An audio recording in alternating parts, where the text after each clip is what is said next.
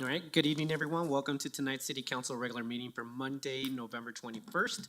We have just one study session topic for tonight. We have Mr. Bryan Isham, the planning manager, here to discuss CodeNext, the CodeNext update regarding sustainability. Good evening, Mr. Isham. Good evening, Mayor and Council. Tonight is the third of 4 of our study sessions to update you on our progress with CodeNext and present some of the draft language of the code. And we have Chris Brewster with Multi Studios on, so I will turn to him to get the presentation started so we can get to questions. Good evening, Mr. Brewster.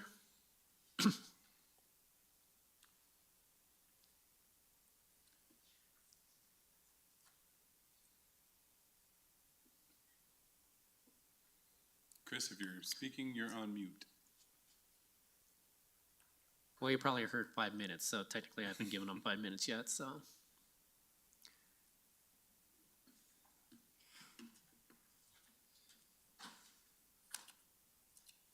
We'll give Mr. Brewster a second. So tonight we're going to be covering chapter 6, correct? It is chapters 6, 8, and 10, I believe. So chapter 6 is the non-residential development and design standards, and chapter 8 are landscape design standards. All right. And then chapter 10 is the floodplain regulations. They're pulling over from our existing code with a few tweaks from Public Works. So the language that you were given in your packet is the existing language in our code, but they've got some comments from Public Works that they're kind of adding back in. But 8 and 6 are the ones that'll have much more substantial changes to them. Sounds great.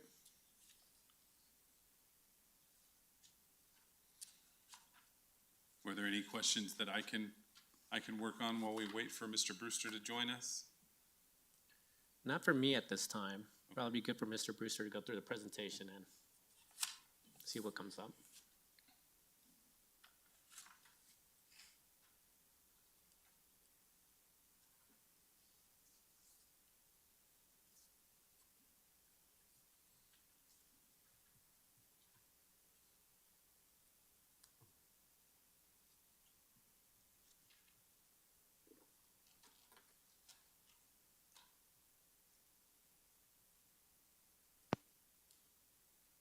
There he is. Mr. Brewster?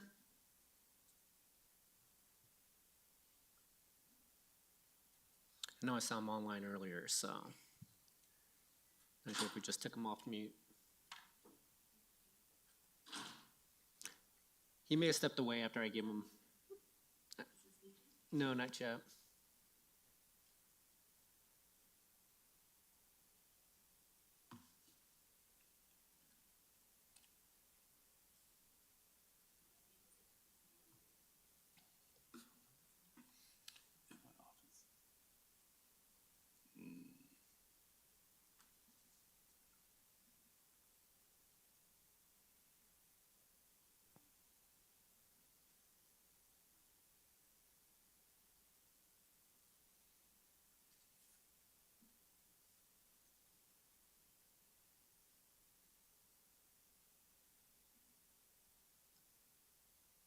I think we just lost him. I do.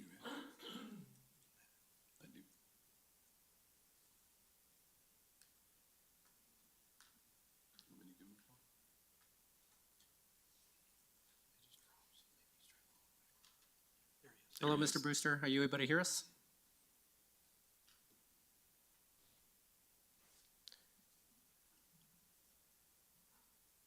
Mr. Brewster, are you able to hear us?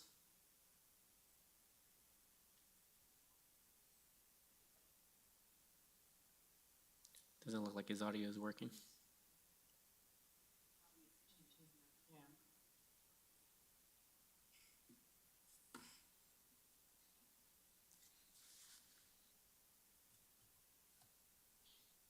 Chris, can you hear us?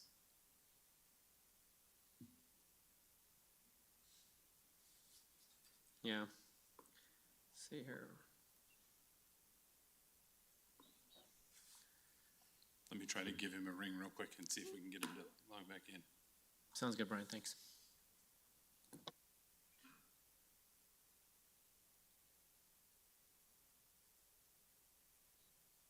This is Chris. Hello, Chris, can you hear us? I can hear you on this phone call, but I guess I don't have sound on the recording. We can hear you clearly now, so I think we can go ahead and begin. So, are you able to see the slide? Or actually, I don't. Do we have the slides up for you, Mr. Brewster? Are you able to see them?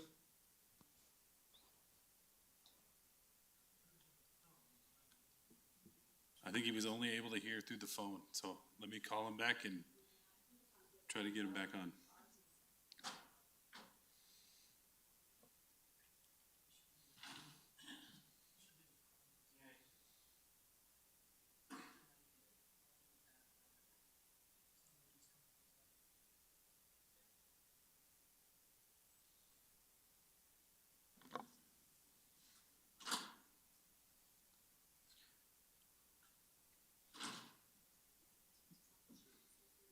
Okay.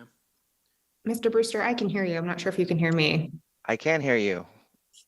Do you have sound on your from the meeting? No, I can only hear you. I can't hear anything else. Okay. Oh, interesting. Sounds like we might be having some difficulties.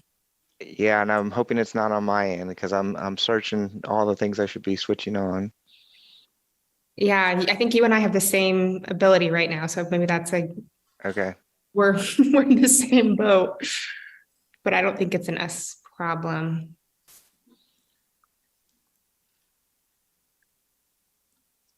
Let's see if we're live streaming.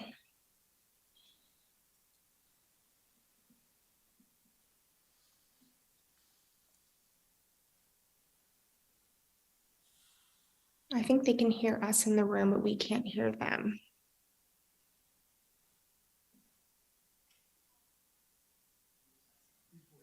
And they're working on it.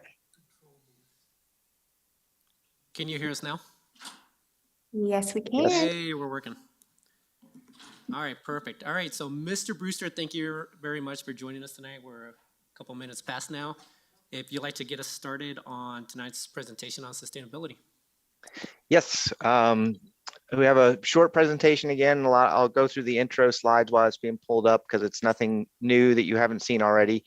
We're progressing to the schedule to get the complete draft, at least in a comprehensive form by the end of the year. And from there, we're going to regroup with comments from meetings like these and these work sessions and figure out a path towards formal review and adoption.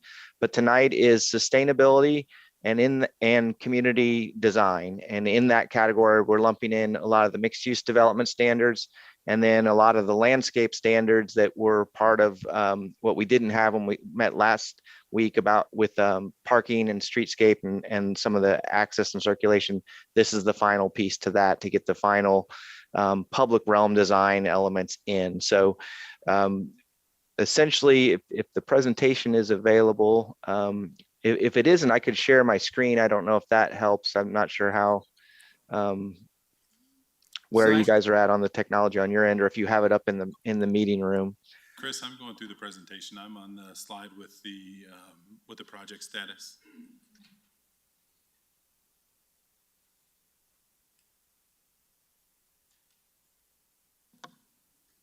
Chris, were you able to hear Mr. Isham? Did anyone hear? I think I've lost sound perhaps again. Did we lose Yeah, sound again? Mayor, we can't hear anything in case you were talking to us. Okay.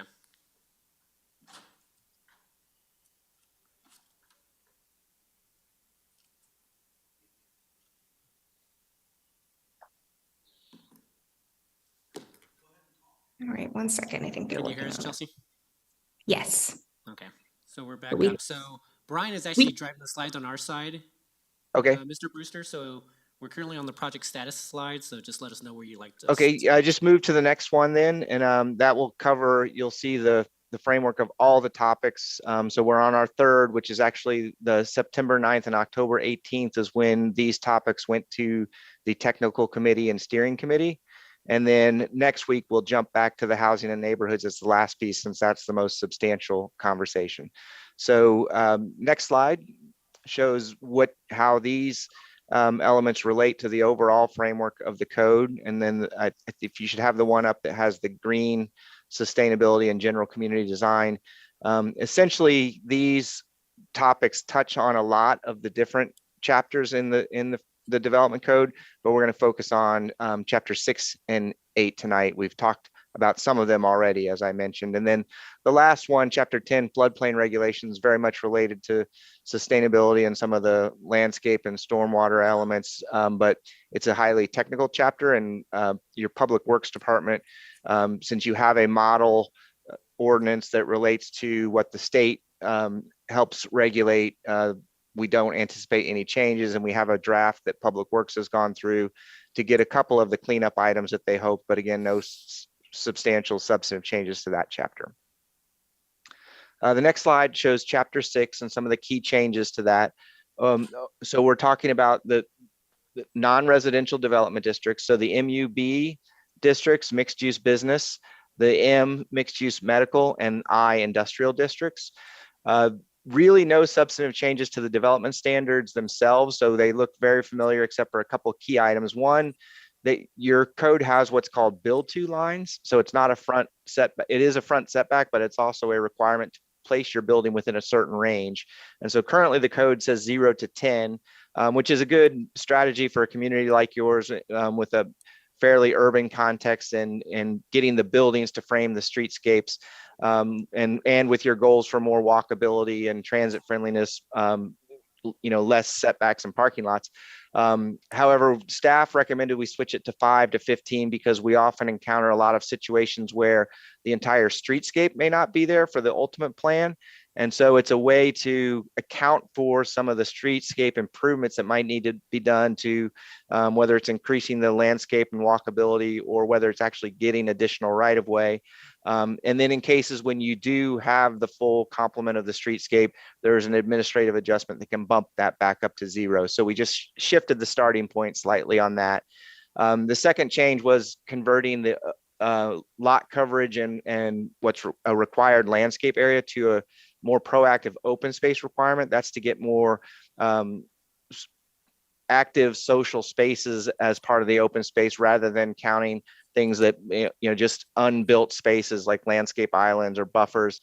Those things will still need to be done if you have anything that needs that, but we wanted to get to a more proactive standard for spaces. So that number went down a little bit. We're rewarding some of the smaller, well-designed spaces. And that's not to say that there won't be parking lot landscape and buffers. It's just not a requirement if you don't have elements that require that type of landscape.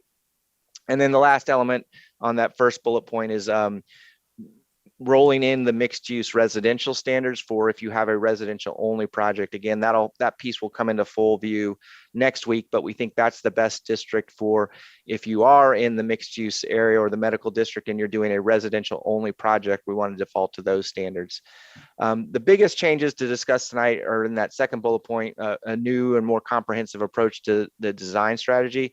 And as you'll see in a moment, there's nothing in there that you're not already regulating. We're just choosing to do it in a different way with a little more emphasis on certain things. So focusing on those 3 big groups that we've talked about in the past: frontages, buildings, and open space, and rolling all of the standards into that, and then assembling them basically into a composition of things that go together. And so I'll talk about that in a moment. Overall, we're trying to get all of the design standards to that, again, that graphic we've shown where we have a really objective default standard. We have a list of techniques on how to achieve it, and then we have administrative flexibility on if you can achieve the objectives in a better or equal way through different standards. So we always try to be careful when we're regulating design more heavily to be open to those possibilities. And so we think we have a good approach to that as well. And the last bullet point is a sustainable site and building guidelines. So it's a list of things that are in your sustainability plan and that the steering committee has mentioned and that you all have been addressing. And we're just capturing those. They're not specific standards, but they're things, again, that you should entertain. If you do run into conflicts in achieving those objectives, you should entertain either administrative adjustments, exceptions, or variances to the code standards to meet those overriding sustainability goals. Next slide. I'll move through these next ones fairly quick because I know you all want to get to discussion. So you should be looking at the City Comforts book, 3 Simple Rules of Urban Design. And we follow that pretty heavily, and it's a good way to simplify a lot of complex things. So that's tracking with what your code is being set up to do. Build to the sidewalk, beating those frontages, make building fronts permeable. That's the building design. Prohibit parking in front. That's, we'll talk a little bit about that. We aren't necessarily doing that everywhere, but that's the goal of de-emphasizing the car and making the buildings be the more prominent part of your urban design. Next slide. This is a list of all the things you currently regulate if you're looking at the current standards versus how we're grouping the subtopics under those three main things that are from that book. So again, there are things that you're already regulating mainly in the medical districts, the M districts, or mainly with regard to large, there's a section of your code that applies only to large scale retail buildings, and that's defined as buildings over 20,000 square feet. And then there's a few things that apply to the MUB2 district that are in there as well, but it's not done in a comprehensive way. So we're taking these standards, grouping them in these types, and then making them apply to all of the districts. Next slide. So you should be looking at the frontage design, and this is our approach is to categorize these in different types for different contexts. So if you go from left to right, frontage A being the most pedestrian friendly, and on the right, frontage D being the least pedestrian friendly. And you have places in your community that represent all of those. And so our strategy, and there's a table in the code that basically packages the frontages into some key standards, dealing with building frontage, required front building line, access, and the prevalence of parking along that frontage. One of the reasons we think we want to take this approach is there's things in your current code that already suggest that you'll entertain exceptions to that front building requirement, that 0 to 10 that's in your code now. This merely clarifies where and how you should do it. The next slide talks about building design. You should be seeing a slide that has the 0 to 10, the 11 to 25, and the 26 plus. Essentially, what we did there was we took things that are, these mainly come from standards that are in your large scale retail building standards, dealing with breaking up wall planes and adding, basically trying to eliminate large blank walls, particularly when it's closer to the street, and then including things like entry features and transparency requirements. Some of your districts have those, again, the M and the large retail buildings, but not all. And so we took an approach to just say, if you're building 0 to 10 from the street, you should have the highest standard. If you're 11 to 25, you should have a moderate standard. And if you're 26 or further back, you should have a lesser standard, or it's reasonable to have a lesser standard. And so that's the way we took it. And then we were able to apply all of those standards to all of the districts just based on where your building is placed. Next slide. This is, you should be looking at a representative example of open spaces.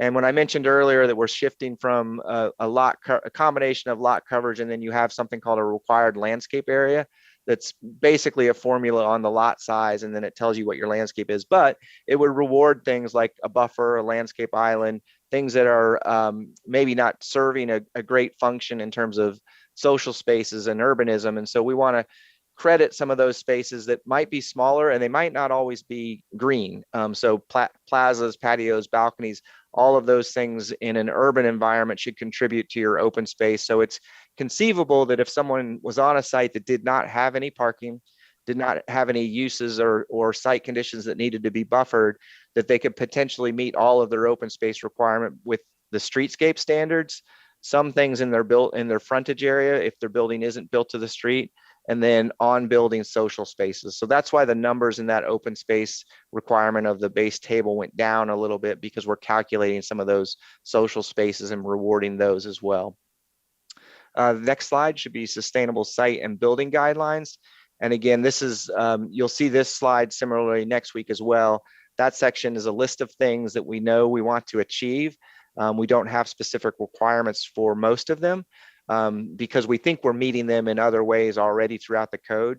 But at any time when we're not meeting the best practice of those, we want to make sure that those are codified and listed as things that we would grant exceptions or have alternatives for. The next slide should be the key changes of Chapter 8, Landscape Design. As I mentioned a moment ago, your required landscape areas. So we're trying to shift that to your landscape standards being based on 5 key components of the site. So a streetscape requirement, a lot frontage and building foundation requirement. So if your building is set back, there should be landscape in those areas. A parking lot area requirement. So if you do have parking, islands and perimeter buffers should be required. And then your civic and open space requirement, and then the leftover space, all the others. So we wanted to make sure that the landscapes was keyed to all of those elements and not just a blanket site landscape standard. So there's different requirements for each of those. We think that's an important to break down, because you can then streetscape, for example, we can begin to plan that we want a street tree every 25 to 40 feet along your street, whereas just having a tree number and not knowing where it goes, we think you'll get better results from this type of approach. Improved guidance on, we revised the buffer standards. That you had 3 different buffers in your code now. When we looked at those, they all kind of end up at about the same result. And so we distinguish them based on what you're buffering. A low screen buffer for along street edges, and then getting more intense as you need to separate things to a third tier that's really a dense buffer if there's something that's incompatible that needs to be separated. The other element, we improved xeric guidance. Your code currently has a brief statement to it. Those essentially come from the Denver Regional Council of Governments, their WaterWise program. We feel they're pretty good requirements to go by. So we're expecting all landscapes should be meeting those xeric guidelines. That doesn't mean no plants. They're actually fairly lush. They're just regionally appropriate low water strategies for your region. And they're becoming more easily recognized and easily implemented, I think, throughout the metropolitan area. Overall, then the rest of Chapter 8 was just to reorganize and simplify some of the current standards that you have to go along with our overall approach to the design standards. And next slide. I think that's just a graphic of some of the elements I just talked about. And then the last slide should be Chapter 10, floodplain regulations. Again, we're just monitoring with Public Works and some of the cleanup items or quick fixes they want to achieve. That's a quick view of all of our changes, and I'd be happy to entertain anything you all would like to discuss. Mr. Brewster, hopefully you're able to hear me, but thank you very much for the presentation. Any questions from council? Mayor Pro Tem. In regards to the landscape design standards, this applies across all zones in Englewood, or are we talking just about the commercial zones? This would apply across all zones. There's mainly like, so for example, the parking lot requirements. If you are in a residential project, a multifamily project that has a parking lot, yes, the parking lot requirements are going to apply as well. Okay, and my concern with that is that I believe that residents should be free to determine how they landscape their own property. And when we put things like xeric landscaping requirements in our code, we're taking away the right to determine how you want to landscape or decorate your own property, whether it be living items or rocks or what have you. And I'm not particularly fond of that idea. Yeah, and I think I understand that point. I don't think the xeric guidelines would necessarily prohibit anyone. We've worked with communities to actually limit and prohibit the amount of irrigated turf grass, for example. That's a common one that cities would regulate. I don't believe we have that limit in there, so we wouldn't necessarily be requiring that. But the flip side, if someone wanted to have an entire gravel landscape, we do have some basic planting requirements that would apply to mainly the streetscape and frontage areas for a residential project. But other than that, if they're not providing a parking area or they're not doing something that triggers a buffer, I think most of the residential lots should be free to choose their landscape. But I understand your concern, and we'll certainly comb back through for those issues. Thank you. I did have another question, but I'll hold off on that. Thank you, Mayor Pro Tem. Any other questions from council? Actually, Mr. Brewster, I have a question. Regarding existing trees, is there anything here in the code that states whether or not whether there's any type of best practice for keeping existing trees in place? versus planting of new trees regardless of whether it's residential or commercial? Yes, you have a provision that keeps existing trees. We did strengthen that and refine it a little bit to give more credit so that those trees are rewarded. Essentially, in a community like yours, when you're going to experience redevelopment, you do like to save them as much as possible because they have it takes a long time for them to reach a substantial growth. So you hate to lose those when you don't have to. So we tried to use a carrot approach and give a pretty good reward for existing trees based on their size. But it's not required. It's not a tree protection ordinance. If someone were to clear a site, they would just need to plant back based on what the code would require. The second part of your question on best practices on whether to or whether to not save them, we do have a few things in here that are saying in order to get credit for it, it needs to be a healthy, desirable species meeting the city's landscape list or the list we refer to, which may end up being the Colorado State Extension. So it has to be a species that you would want to save to begin with. And then from there, the issue of whether it will or won't survive is a highly technical issue through construction. So there should be we have a statement in there that it needs to be protected during construction if you're going to save it, but we would look to perhaps landscape specifications or construction specifications to ensure that the species survives. Yeah, thank you for that, Mr. Brewster. I may have to digest that information just because, yeah, obviously being in an older community, I would like to keep the existing trees in place. I think that's one of the advantages of being in an older community, but how far I'm willing to go on that, I guess, is my question. So no, but I appreciate the feedback on that. Member Noonan-Kemp. Thank you, Mayor. I'll tack on just briefly to the tree comment. I'm also interested in seeing what we can do to preserve trees. And I'm curious if, you, Mr. Brewster, or anyone else has any suggestions on, yes, there is the, continuance of the species, but is there one click further that we can go without prohibiting significant use of someone's private property, and where's the balance there? So that is something that I'm interested in discussing further as well. But I wanted to go back to the XERC guidelines and just make sure that I'm clear about what we're doing here. You had just mentioned that the goal was not to do things like limiting turf, but I do see that under, I think it's E2, where it says one of the principles is to limit higher irrigation turf. So are we actually regulating that, or are we not? Yes, so that's a guideline. We do not yet have a standard in there for that. So that's the one where some communities, let me get to my version of the table here to make sure. A lot of times, I know we discussed it with staff, and I think we tried to keep it close to where you were.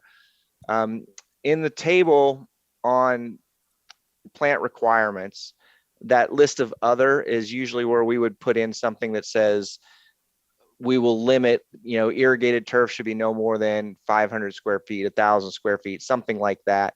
Or you might limit your species to the water intensive bluegrasses, things that maybe aren't appropriate for your region.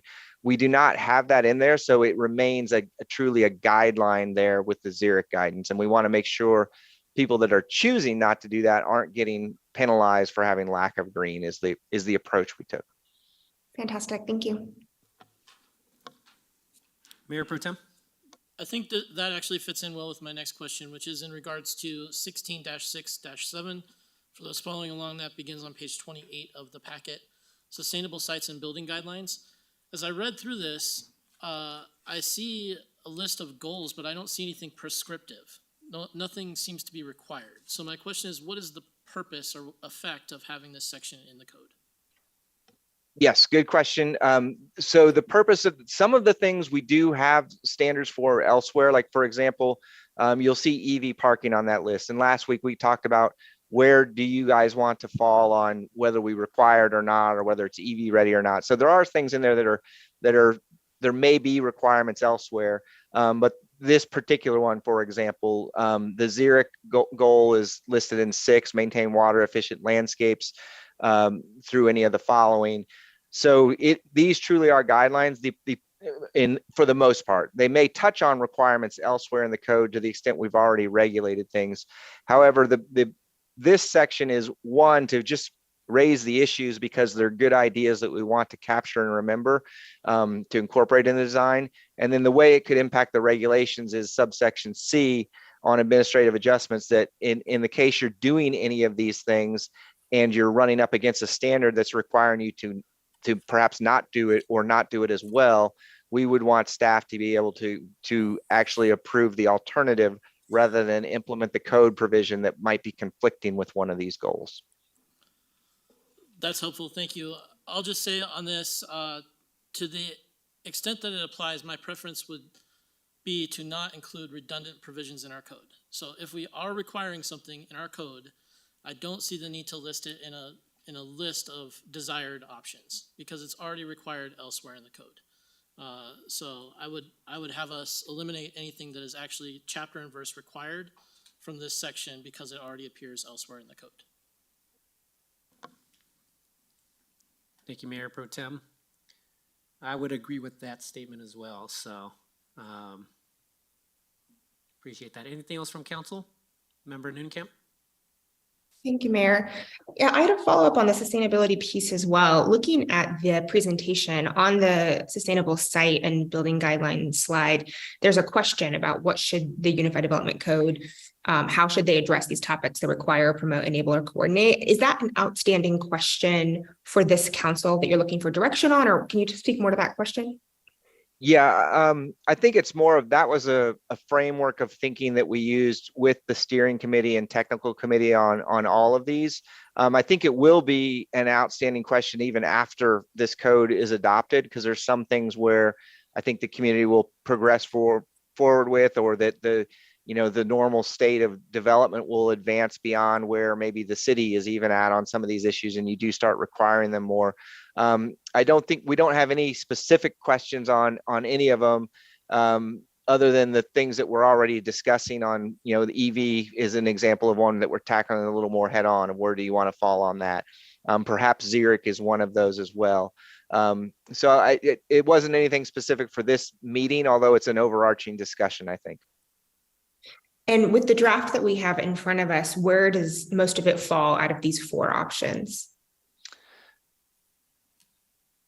I think it varies by issue. I think most of them you're clearly in the enable, and a couple of them I think you're advancing to requiring them. For example, EV parking would be one where as we discussed last week, we would be going to perhaps a requirement, or at least a requirement in some capacity to prepare for it. Parking is another one that we talked about, where I think you're more of have flexibility, not deregulating parking, but also making sure that we can get people down to a lower parking footprint if their project warrants it, or if they think that they can meet that.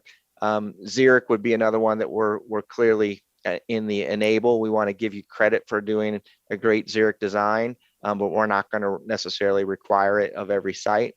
I'm trying to think of some of the others. A lot of the building code items, I think we're deferring to where you end up on the 2021 code. I think that'll answer a lot of the building code questions. And then one of the other things about sustainability that we had a tough time achieving is it's these guidelines that are in chapter 6 are truly site-based guidelines.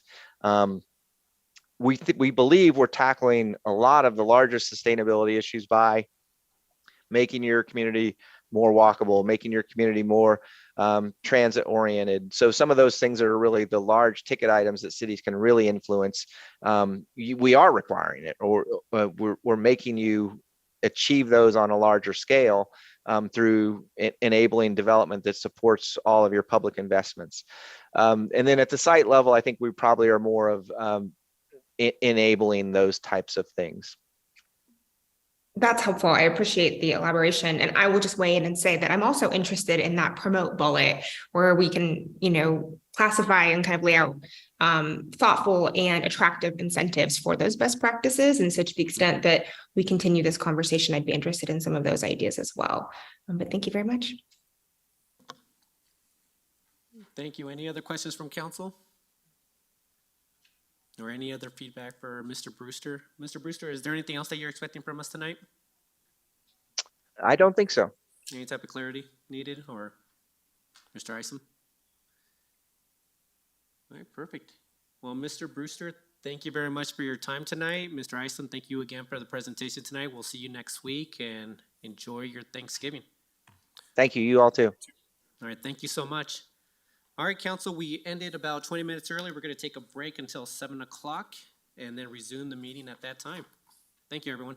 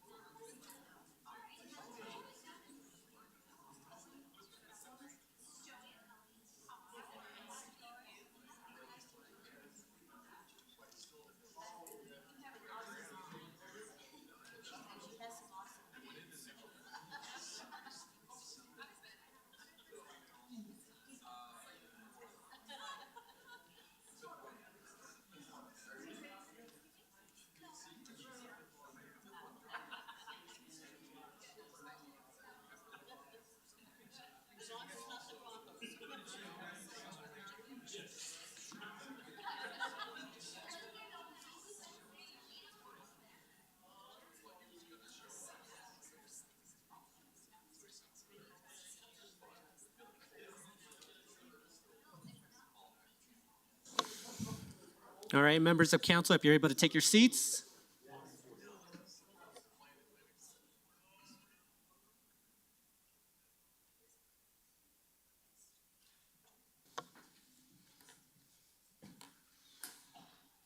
All right, I think we're now back. All right, everyone, I call this meeting to order. If you're able to do so, please stand for the Pledge of Allegiance.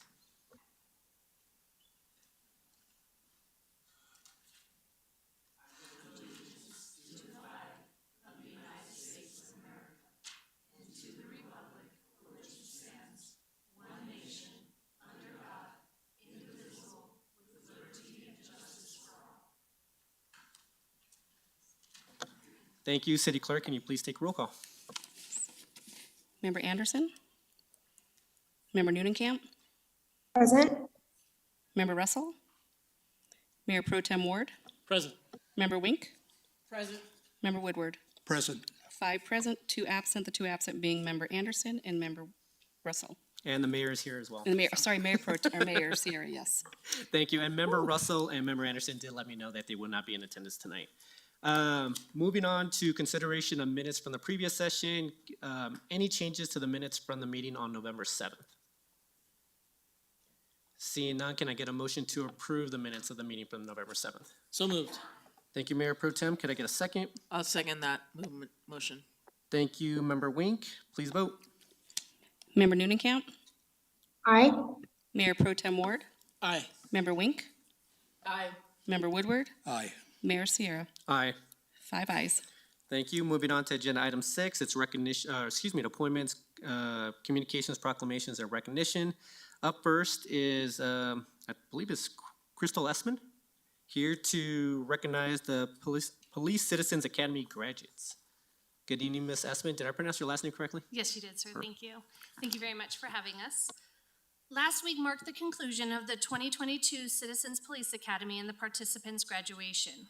Over the 11-week course, residents learned all about the Englewood Police Department and had some great opportunities to make lasting connections with our officers and staff. We hosted weekly classes on everything from police tools and tech to SWAT, as well as code enforcement to restorative justice.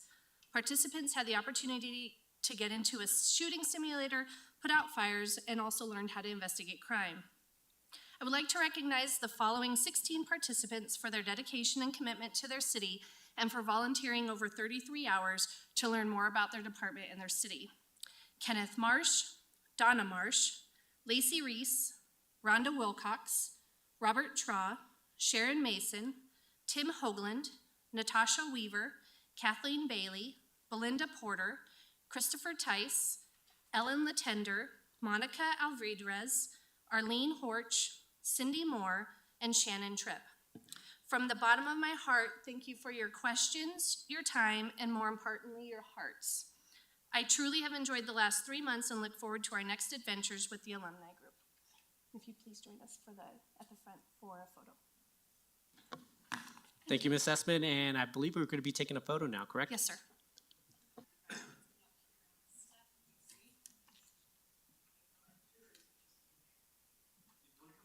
Whoever wants to come.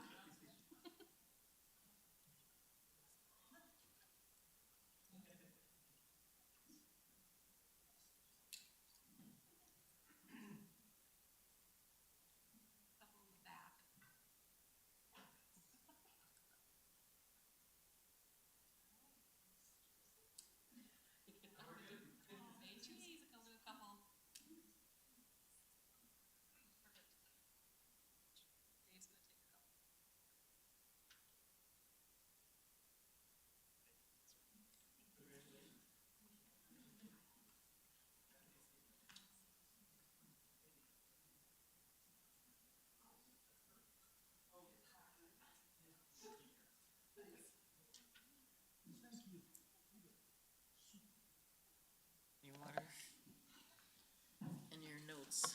And congratulations to all the graduates this year. Thank you very much for your participation and your time. So really appreciate it. Thank you. And now we're moving on to agenda item 6B, which is a proclamation recognizing Small Business Saturday. And I'll go ahead and read the proclamation, and then I'll invite Lindsay Runyon to accept the proclamation. So declaring all Saturdays in December 2022 as Shop Englewood Small Business Saturdays. Whereas the City of Englewood, Colorado celebrates local small businesses and the contributions they make to the local economy and community. And whereas the United States Small Business Administration data indicates there are 31.7 million small businesses in the United States, that small businesses represent 99.9% of all companies with paid employees, that small businesses employ 47.1% of all employees in the private sector, and that small businesses are responsible for 65.1% of net new jobs created from 2000 to 2019. And whereas 62% of the U.S. small businesses reported that they need to see consumer spending return to pre-COVID levels by the end of 2020 in order to stay in business, 65% of U.S. small business owners said it would be most helpful to have their regulars return and make purchases again. And whereas 3/4 of U.S. consumers are currently looking for ways to shop small and support their community, 97% of consumers who shopped on Small Business Saturday agree that small businesses are essential to their community. And 96% of consumers who have shopped on Small Business Saturday agree that shopping at small, independently owned businesses support their commitment to making purchases that have a positive social, economic, and environmental impact. And whereas 95% of consumers who shopped on Small Business Saturday reported that spending a day focusing upon shopping within their communities inspires them to shop or eat at small, independently owned businesses all year long, not just during the holiday season. And whereas Englewood, Colorado supports local businesses and recognizes the role that local businesses and small businesses play in creating local jobs, boosting the local economy, and establishing and preserving the character, strength, spirit, and charm of the community. And whereas advocacy groups and public and private organizations across the country have endorsed the Saturday after Thanksgiving as Small Business Saturday. Now, therefore, I, Othaniel Sierra, Mayor of Englewood, Colorado, do hereby proclaim all the Saturdays of December 2022 as Small Business Saturdays. So, Ms. Runyon, if you could just come and join me to take a picture along with the proclamation. Thank you.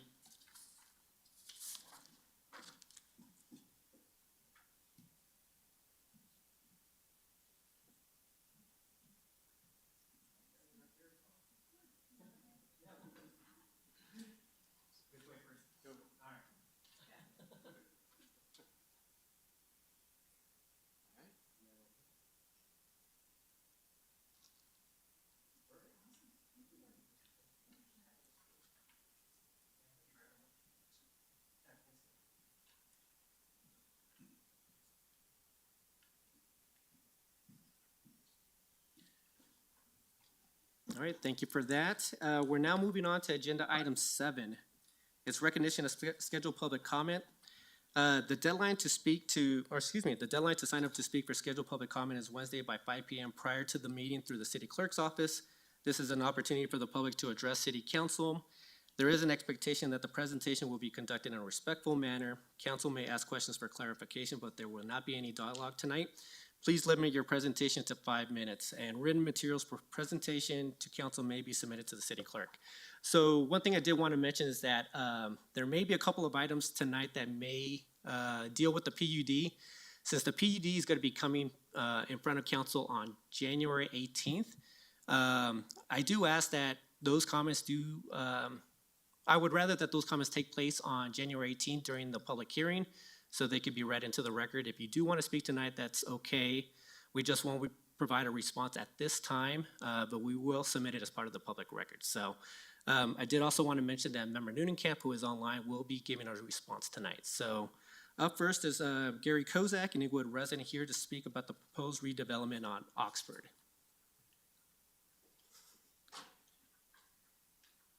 Good evening, Mr. Kozacek. I did not butcher your last name this time. So if you could Gary just Kozacek, thanks for pronouncing it properly.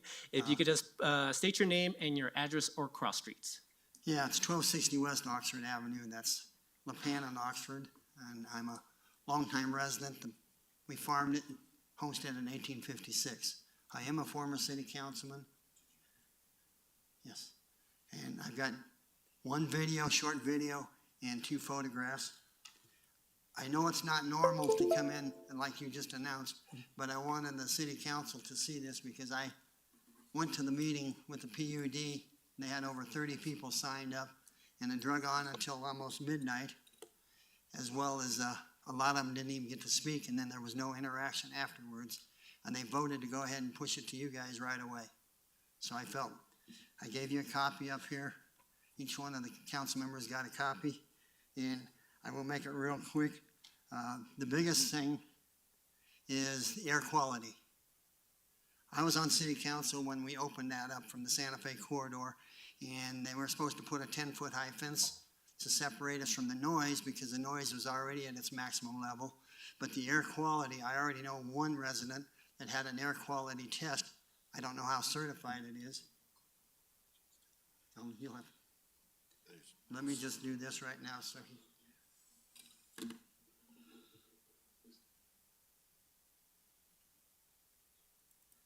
That's the video. Okay, this is me turning onto LaPan Street. This is on Oxford going westbound. And this is one of the metal gold over the road trucks waiting to turn in. And where that truck's parked would be where the PUD is announcing to do a right in or right out only.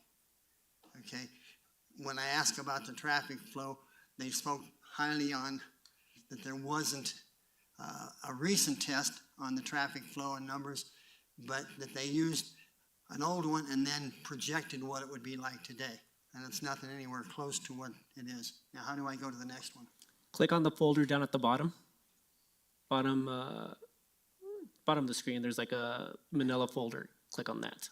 Here? No, you were there, Mr. Kozacek, right there. Click on it. And then Number 2.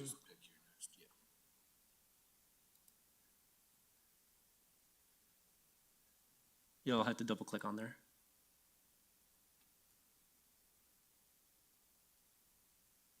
You'll have to try again. It doesn't look like it's pulling up.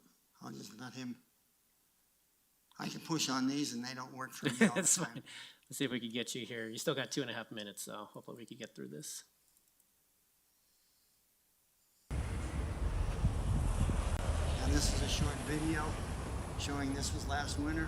And you see the truck backing in there, that's their ice cream section. And these 2 tankers that are waiting to come in, they pull in next to them there. This is going on 24 hours a day. Okay? This is a traffic count where that second semi over the road tanker, that would be right where that right in and right out home is supposed to be. I'm proposing that you request that it be changed to a crash gate for fire and have them exit on Windermere.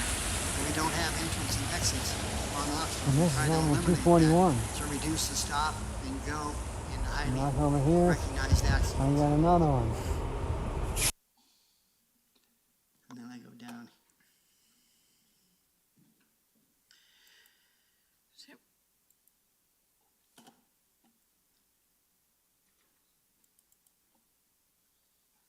And this is another view of one that's coming out from the dairy as well, waiting for the other one to come in. Those tankers have to wait there until the bay becomes available to back in so they can unload. That's milk being sent over from the farms and stuff. This, the Medigold dairy is the highest production of yogurt in the nation, and they want to expand, but nobody at that office knew about this addition, and I think they need to be heard. This is my last couple of seconds. You have 45 seconds. I got 45 seconds. You will see on here that I highlighted it. The main thing that I'm concerned is the traffic flow as well as the emissions, because they have an open concession area, an open outdoor session for the planned proposal, and that's right on Oxford. And if we have a high amount of concentration of diesel fuel pollution and all this, we're subjecting them to the hazard, let alone all of our residents go to the rec center. You have this driveway here that they're coming in and out of at the dairy. LaPan's right across from that, but then you got the Englewood Recreation driveway right next to that, their driveway. And the other night, I wasn't there, but one of the tankers turned in and the car wasn't paying attention and she drove right underneath the tanker. And I will be back for more of this, but I wanted you to see that. I appreciate your time tonight, Mr. Kozacek. I do ask that you come back on January 18th during Oh, the. yeah, and there will be a public large hearing. group. There was a petition that was turned in, and I don't know if you guys will see it, but I've asked them to bring the petition here as well. Thank you, Mr. Kozacek. thank Any you. questions from council? Yep. Member Wink. Thank you. Mr. Kozak, I just want to make it clear before you step away from the podium. So we see where, well, the visual's gone, but I see that was on Windermere. I think I know exactly geographically where you're responding. Can you just say in one sentence what the challenge is? Is it the We have queuing. queuing challenge, The right? queuing- So it's the a queuing queuing- issue. yeah, the And the queuing city issues has are- to help you with that. Well, the street cannot handle the traffic it has now. No Let matter alone- what the organization does, it's the city needs to help you to manage your queuing system. The city get it. has no way to increase that, even if they made Oxford 4 lanes going up, then you got the people living up that don't have driveways Sure. and stuff. Sure. And the rec center's right there. Yep. During the first 2 developments, we had trouble in our neighborhood. And now they've got a 3rd one that hasn't been opened yet. And then you got this 4th one being built with 2 more proposals Okay. to come in behind it. Can I ask another question? Yeah, I'm May I sorry. ask one more question? No, you're great. Can I ask one more simple question? Can you tell us in maybe 1 minute, and I know, if you can't, Oh, no, that's I- fair. If I'm you very can't, that's knowledgeable. fair. Because we need to hear this, and we can maybe submit your response in writing. But I'm curious what you know from your technical expertise with your operation, what the resolution to this would be No, no, in go ahead. simple terms. In real simple terms, I've lived there all my life. It was homesteaded, and it wasn't even Englewood when my family homesteaded that. We owned everything from Oxford to Quincy, from the ditch to the railroad track. We farmed that area. I only have the little LaPan Street before it was built. Okay, so I was down on a smaller area, but I've lived there all my life. The major, What's the Drainage- resolution? huh? What do you need from us? What I need is that you reconsider and have a emissions and health standard test and have a new traffic test go in, and then project on your test how it's affecting the people walking. Mr. because we Kozacek, are in I'll stop danger. you there because most of this should be covered during the PUD on Well, January yeah, 18th. but I brought that up, and all they did was I they underst- referred back to, yeah, they said this and they met the PUD standards, but what Mr. the Kozacek, standards I'll- are do not meet the health hazards. Mr. Kozacek, I do understand that, but I think we're starting to dwell a little bit Yeah. too much into the PUD discussion on the No, 18th. but you've got enough information here that you can look into it and see if the city wouldn't do a little more. Thank you, Mr. Close enough. Kozak. Looks like we have one more question from Member Woodward. Go ahead, Member Woodward. I have one real quick and easy one, I think. If I understood you correctly in your presentation, I think you mentioned changing that turning lane from Oxford to Windermere. So they're coming up, the trucks are coming in, queuing and coming into the dairy on Windermere as opposed to Oxford. Is that correct? No, the clarification there is their proposal is to have their entryway into the apartment houses on Oxford. Who's they there? This is back to the PUD. So That's this back is- to the this PUD, is and it's conversations gonna be on PUD. the east side of Sam's Automotive, and they say a right turn in and out only, and that they would go ahead and eliminate, have just 4 lanes, that extra lane up to LaPan, and there's no way, I've lived there all my life, I grew up there, there's Okay. no way that that would be healthy. And what I'm That- asking is you make that a crash gate for the fire to get to it, but not have that as one of their main entrances for their apartment houses. Okay, that's all I needed. I misunderstood. I thought you were talking about metal gold when you were talking about. If Metal Gold had their gate closed there, That's then they would fine. have to go all the way around the rec center to the backside gate, and they still, because of the Mi- traffic and queuing, Mr. Kozak, I'm going to they're stop you bringing it there. in, okay? Yeah, I think we understand the Yeah. issue. Mr. Kozak, I don't see any further questions. Thank you very much for your time tonight. Thank you, and thank you for your time. Thank you. Happy Thanksgiving to you, sir. Uh-huh. Up next is Mr. Derek Fox from Davey Tree Expert Company here to address council regarding the right-of-way occupancy permits. Good evening, Mr. Fox. Mr. Fox, if you're able to state your name and your address or cross streets. My name is Derek Fox with the Davey Tree Company. I don't live in Englewood, but my business is located in Englewood. We're at 4450 South Windermere Street. That works. Go ahead, Mr. Fox, go ahead. Yep, so recently, I'll give you some quick background. We've been licensed as an arborist in the city of Englewood. We're located in Englewood for quite a while. We recently, in October, have been tagged, and our job site shut down 3 different times, requiring an occupancy and right-of-way permit.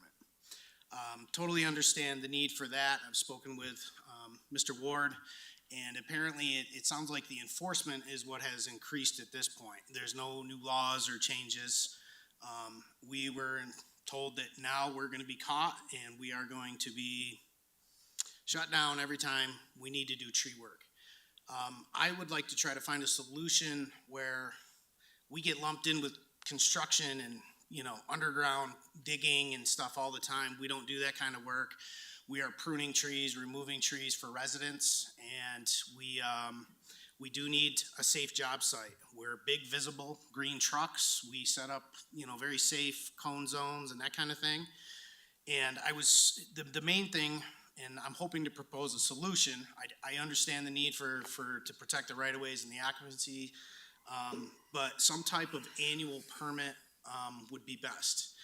It's a $190 permit for every time we need to stop, pretty much for any client. I mean, we have to drag brush across the sidewalk. I'm assuming that, you know, would qualify.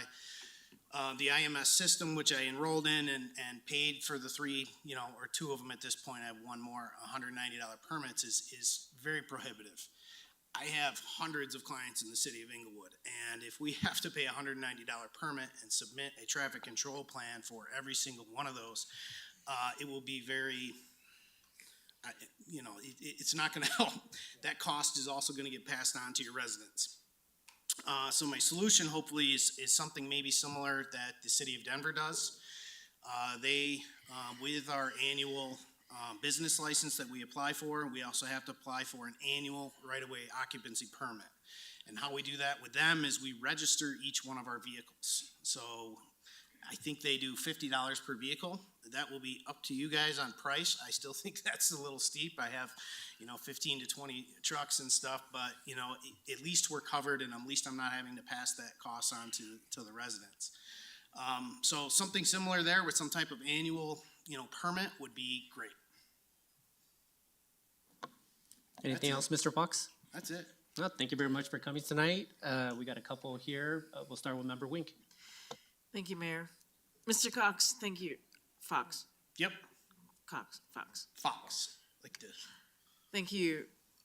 You mentioned safe several times, and so in addition to comparing what we're doing now with what Denver is doing and how the transition would look, what does safe look like in terms of, right, what we're doing now, what you're doing now in terms of, and in comparison to what Englewood, the city of Englewood is asking you to do. So I understand you're saying the city of Denver or city county of Denver is making these requirements and this checklist. Currently, Englewood is asking this, and you're saying we're safe. What is it that isn't aligning with Englewood in terms of safe or in terms of okay to go today? Like, I would like to look at that and just, right, not to do you a disservice or to do our No. city administration a disservice, but I'm kind of curious about that before we jump to, hey, Denver's doing this, let's do this, because Denver's doing Yeah, that. But we've never had a problem in Englewood. We've never been pulled over. We've never been stopped. All of a sudden, the enforcement is really the key point at Okay. this thing.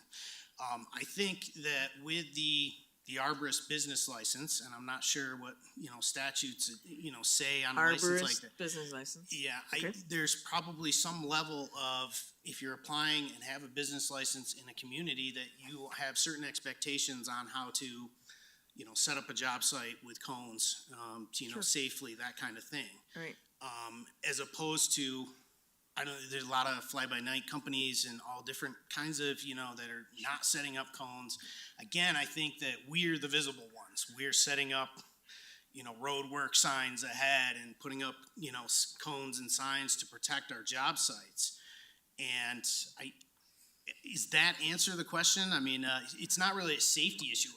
We have very strict internal safety, protocols that we follow, and we want to follow also the city and municipal, right of ways. And I understand the need to protect the right of ways, and we've never had any problems. And all of a sudden now we're being enforced upon for these $190 permits. Yep, thank you. Good. So maybe it's probably best resolved for council to look offline and on everything you've been doing. Member which Wink, do you have another question? Sorry. Oh, good Lord. No, I think maybe I just want to look at what they've been doing in comparison to what our policy is before they have to go through hoops. Thank you. Thank you, Mayor. Member Thank you so much. Member Mr. Woodward? Fox. Thank you. Question on an annual permit. If you had a certain date certain that you were going to be doing this work, then would you notify the city or somebody so there isn't a conflict with Excel or somebody like that, or? Yeah, we're not doing any underground. I mean, we're not doing any sometimes we do stump grinding, but we could, I guess, but again, we have hundreds of clients. Sometimes we're there for half an hour. Sometimes we're there for 3 or 4 hours. One thing Councilman Ward and I talked about, if we do have a job that maybe is going 2 days or 3 days, something could be built in for notification on something like that. Typically, we don't, and we operate in Lakewood, we operate in Littleton, Denver. Denver's really the only one that requires us to have an occupancy permit, and Englewood as well, too. We could notify if we need to, but again, we have hundreds of clients, and sometimes we're just scheduling and going and doing a couple jobs, and, maybe one's in Littleton and one's in Englewood, and, so Okay. it's, Okay. we could, though. With this current system, the IMS, yes, we have to go in there. We have to register a traffic control plan, which is a little cumbersome, and then pay for a $190 permit as well, too. Okay, I'm just concerned about the conflict of somebody else being there and then you being there first, coming at 7 in the morning and doing the work. Thank you. Thank you, Member Woodward. Mayor Pro Tem? You hit a little bit on what I was going to ask about, which is the IMS system. We've heard varying reports recently about the city's online permitting system and how sometimes folks have trouble using the city's online systems to access city services. Can you talk a little bit more about the process and what makes the process cumbersome? You mentioned cost, you mentioned the traffic plan, but the usability of the system itself is also a policy concern, in my opinion. Can you elaborate on that? I can, yeah. So, you have to log in. You have to have credentials and have an account with it. So you log into the system. It takes you through several steps to find the right permit. The biggest thing for me was having to submit, download. I have to do a screenshot of something, where I'm gonna set up this, traffic control, how I'm gonna set up the no sidewalk closed, cross here signs, or whatever it is. I have to docker up the map, and then I have to resubmit that. After it's all submitted, we'll get a notice back saying it's been approved, and then you have to pay for it. So that day notice of scheduling for my clients, like we do a lot, is difficult for a permit and a client to schedule that kind of thing. And by comparison to Denver's process, you alluded to that a little bit, but the process in Denver, you have your arborist license, and you have to license each one of your trucks individually, assuming that they operate in Denver. So I'm guessing you operate your entire fleet wherever you want to, so you would potentially license all of your trucks in Englewood if we adopted a similar process. Yep. What types of inspections do you face in Denver, or how do they ensure that you comply with the safety protocols that you're required to comply with? Well, first off, we do an arborist license with them as well. They have a forestry division. There's a set of meetings and stuff that you go to as a licensed arborist contractor with them. Their assumptions, I believe, are that you are operating in to ANSI standards and OSHA standards and all of these, once you apply for that business license, they background check you, this and that. Once you apply for a permit, that you pay for it, you get it in your vehicle, and you put it in each vehicle. So if there is an issue and they stopped us, we would pull the permit out and we would say, yeah, this is our occupancy permit. And they'd say, okay, if there was an issue with traffic control or something like that, yes, they may, want us to adjust something or do. We've never had an issue though. So, I mean, I can't remember even the last time they asked for the permit. And do they require you to check on other right-of-way activity prior to engaging your customer or scheduling? Nope. Okay. Thank you. That answers my questions. Member Wink, do you have another question? Oh, I beg your pardon, I do. Member Nooncamp? Thank you, Mayor. Mr. Fox, thank you for being here and bringing our attention to this. As you mentioned earlier, you obviously have your own incentive to keep a safe job site for your employees who are there and your customers' property. To Member Woodward's question and Member Ward's about potential conflicts within the right-of-way when you're trying to do your work, can you share, and I believe you said that Englewood is the only municipality that's requiring a site for every single job, an occupancy permit. Can you share in your experience, have you ever had a situation where the occupancy has had other activity, or the right-of-way, has had other activity in it where you've been double booked, so to speak? Absolutely. We've scheduled a job and maybe they're redoing the street that day. Or maybe it's street sweeping day, or maybe it's, and we usually pull off and give the other company whoever's doing it, whatever they need to do and reschedule our job. It doesn't happen a whole lot. I mean, sometimes someone may have landscapers or something else going on. Whether they're getting occupancy permits or whatever they need to do, I have no idea. I just, we do have some conflict and we usually give the right of way to whoever else is coming in, so. That's helpful. Thank you. Mr. Fox, I guess this one question for me, since I read a proclamation earlier about small business, but you're based here in Englewood. How big of an operation do you have here? We're about a $3 million tree operation. Davey Tree is a big company. We have multiple divisions all over the city and Fort Collins and Boulder. We kind of operate individually, though. We cover certain zip codes. In my office, I handle all of Cherry Hills Village, Englewood, Lakewood. I'm the West office is what they call us, but yes. Okay. Well, Mr. Fox, I appreciate you coming here tonight. We'll give a response, but I appreciate you coming here tonight, and thank you for your time. You're welcome. Thank you. And that now concludes the scheduled public comment. We're going to move on to unscheduled public comment. Same rules apply, but you're limited to 3 minutes. It looks like we have 4 people here tonight. I think Dave Lewis, DEI Chair, is here to speak first regarding support of Colorado Springs and the LGBTQ plus community in the wake of the Q Club shooting.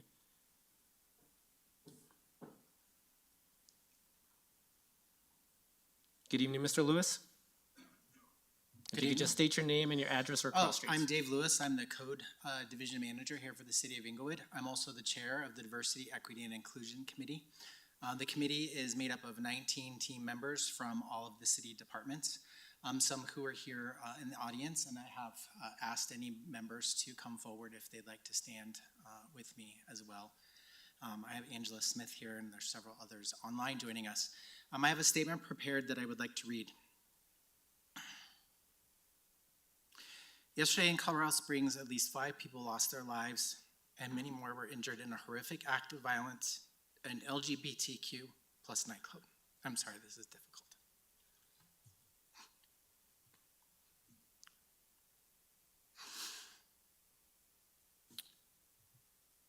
Can you read that part? I'm going to ask Angela to read a few. Take your time, Mr. Lewis. No words can ever begin to express the grief, heartbreak, and devastation rippling from this atrocity. The long-lasting trauma that was experienced may take a lifetime to process. It is imperative that Englewood stand with LGBTQ plus community, the victims, their families, the citizens of Colorado Springs, and the first responders as they grieve and move towards healing. An attack like this doesn't just impact those at the epicenter. This hits home for everyone in the LGBTQ plus community. It strikes fear in the hearts of siblings, parents, colleagues, friends, and loved ones. There's nothing that I can say tonight that will diminish the pain of prejudice and violence, but on behalf of the DEI committee, I can say this. The city of Englewood stands with you, and we adamantly reject bigotry, hate, and violence against the LGBTQ plus community. The city will always defend your right to be safe and to feel safe. Mr. Mayor, I would like to ask that remaining of my time, we observe a moment of silence to reflect on, pray, or honor how you choose those who have been impacted by this senseless tragedy.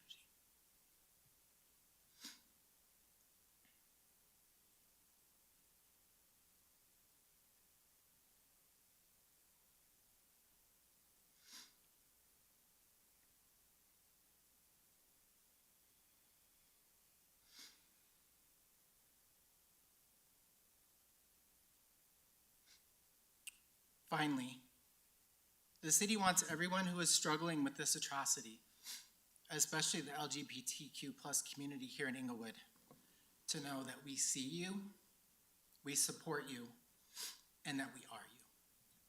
Thank you. Mr. Lewis, thank you very much for your strong words tonight. I second everything you said, and I for one, and the city of Englewood do stand with the LGBTQ plus community. Thank you so much. Thank you. Any comments from our members of council? Seeing none, thank you very much for showing the courage tonight, Mr. Lewis, to come and speak tonight. And thank you as well. I'm sorry, what was your name? Mine? Yes, Angela Smith. Angela Smith, thank you very much for coming tonight as well. Thank you. Moving on to our next scheduled speaker is Mr. Dan Jacobson, here to speak on nonconformity. Good evening, Mr. Jacobson. If you could just state your name and your address or cross streets. My name is Dan Jacobson. I own the house at 656 and 660 East Yale. My issues are take a back seat to what was just said. I know I've written to you all in the last 7 to 10 days. I just wanted to reiterate some of the points.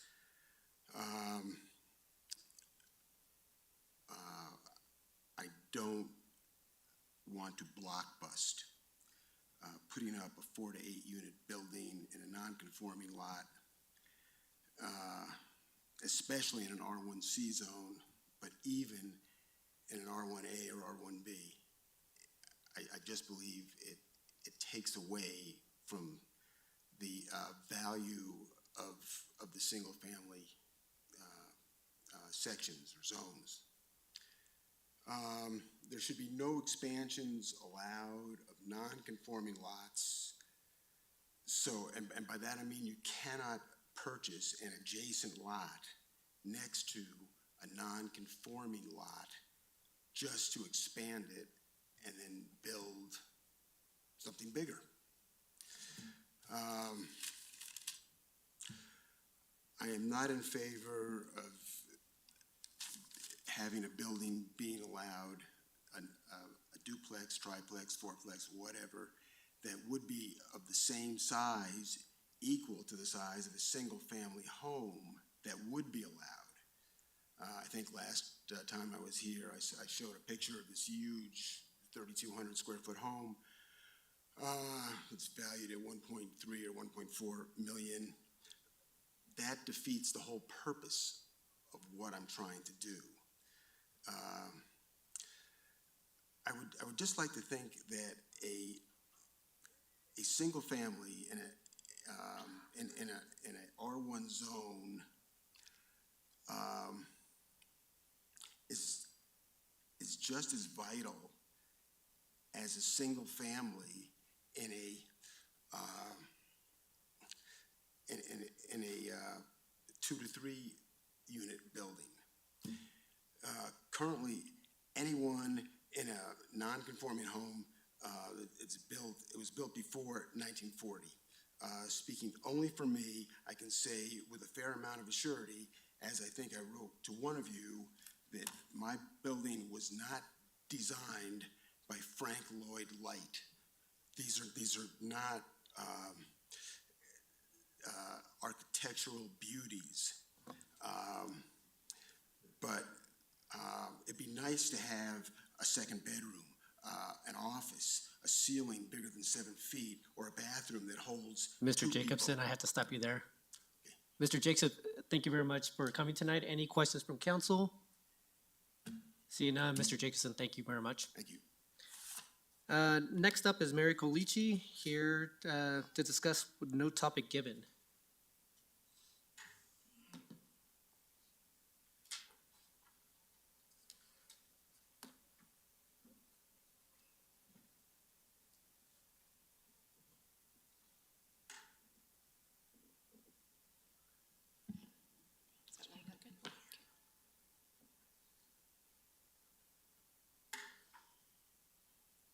Good evening, Ms. Colici. If you could just state your name and your address or cross streets. Mary Kalechi, 801 Englewood Parkway. I want to thank all of City Council and the mayor and everyone for serving. I do want to thank you for voting for the trash to be the people's choice. I do want to say that there is a company being absorbed by another company, and they have been putting out notices that have said that it is going to be front pickup only, and I have come with another recommendation that you can give your members that, or the people who ask you. It is Trash Republic. Dang it.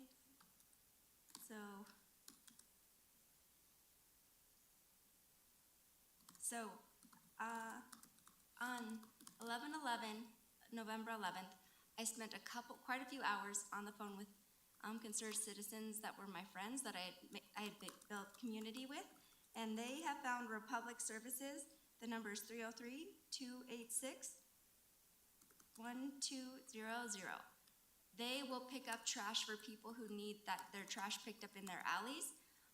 I have also been told that if people need to have their trash taken for them from their front places, that Waste Management says you can get a accessibility, like where you can get a note from your doctor and things. I do feel like that it is not, they cannot make that decision, but I believe that you guys have options now with having a trash company that will pick up in the alley.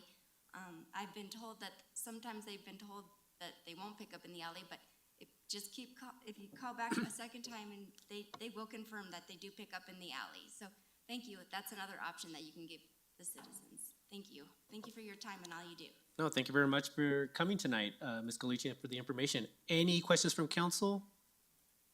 Seeing none, Ms. Colici, thank you very much for your time tonight. Thank you. And next up is Mr. Daniel Reed.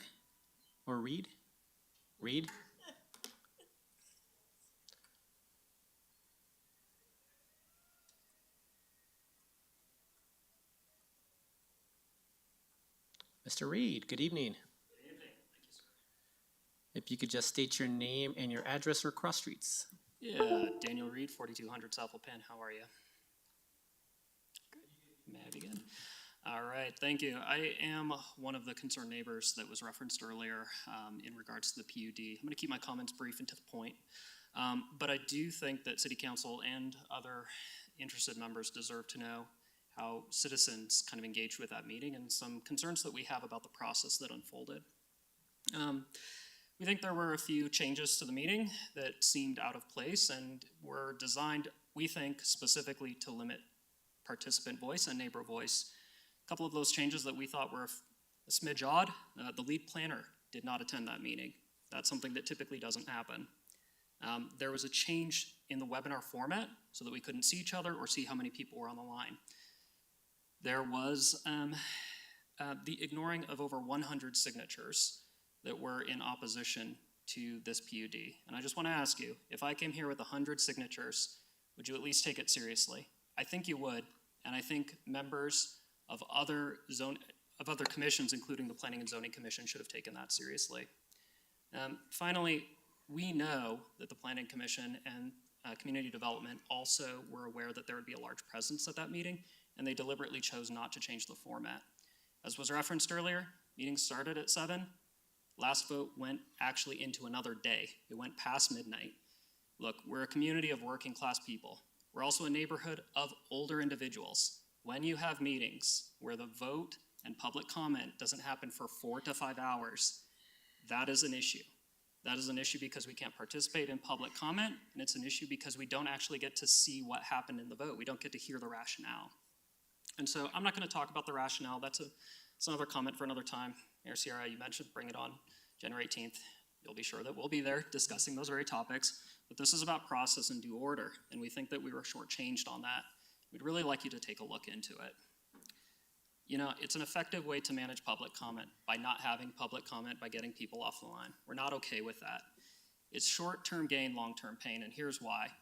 We don't believe that the process was really fair. We don't believe in the reputation of the process, and that's, at the end of the day, a reputational risk, because we don't understand why things were voted on the way they were, and most importantly, we don't understand why community development didn't say, hey guys, by the way, there's 100 neighbors who don't agree with this. We want you to know that. It seems like something that could have been coming up in a nearly 5-hour meeting. We're not going to be silenced. We're just gaining momentum. We're going to continue to come to these meetings. We're going to continue to bring this up because you are our elected officials. Thank you for your time, and please do not let the reputational risk, the community development let fall on Planning and Zoning Commission come here, because we want to believe that you all are supporting us right now without kind of some due diligence. It's hard to say that right now, and I just want to bring that this is not just my concern. This is community sentiment in our neighborhood widely. Thank you for your time. Thank you very much for coming tonight and for your words tonight, Mr. Reed. Questions? Member Wink, we'll start with you. Thank you, Mayor. Thank you so much for coming in. Thank you for your astute comments. And this reputational risk that you referenced a few times, I think, I mean, I can stand corrected, but I believe that that's the crux of what has made the 4 of us here tonight, but the 7 of us in totality run for city council, right? To thwart that and to really listen and really apply as best as possible among 7 of us what I'm getting to a question, what the population wants. And so when you cite the 100, sorry, Sierra, when you cite the 100 citizens that push back, do you have a number to help me frame that? 100 versus how many? 100 no's as opposed to how many yeses? I just want to have that framework. If you have it. I don't have that. I'm asking for petition members to sign in the affirmation. Okay. We think that, you know, I don't want to estimate a number because it would be unfair. It'd be a guess. But if you're asking for my best guess, of the 100 people that we asked to sign the petition, it was something like 90% said yes, 10% said no. And that's what we feel like the general vibe is. It's still valid. I just wanted to hear. Thank you. Yeah. Thank you so much. Thank you, Mayor. Member Woodward. Thank you for coming tonight. First question, was this a hybrid meeting or was it in person and or Zoom or something like that? There was an in-person option. It was not advertised. Okay.